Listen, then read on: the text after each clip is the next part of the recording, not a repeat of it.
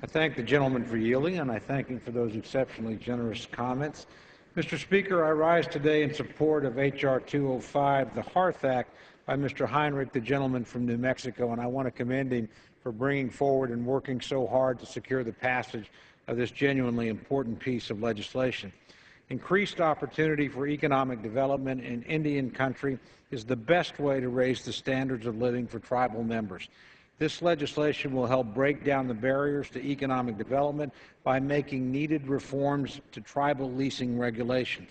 H.R. 205 will streamline the existing bureaucratic process for leasing tribal trust lands by providing Indian tribes with the option to develop and manage their own surface leasing regimes. Existing law requires that each lease of tribal surface lands be approved by the Secretary of the Interior.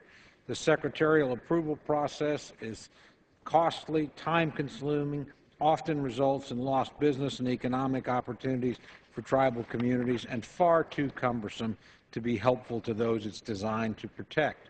These lease reforms come from a pilot program which implemented this same regime on the Navajo Reservation over a decade ago. Based on the success of that pilot, it's only natural that these reforms be available to all tribes. Under H.R. 205, once a tribe's own surface regime is approved by the Department of the Interior, the tribe can proceed to negotiate, approve, and administer leases of tribal trust lands under its control.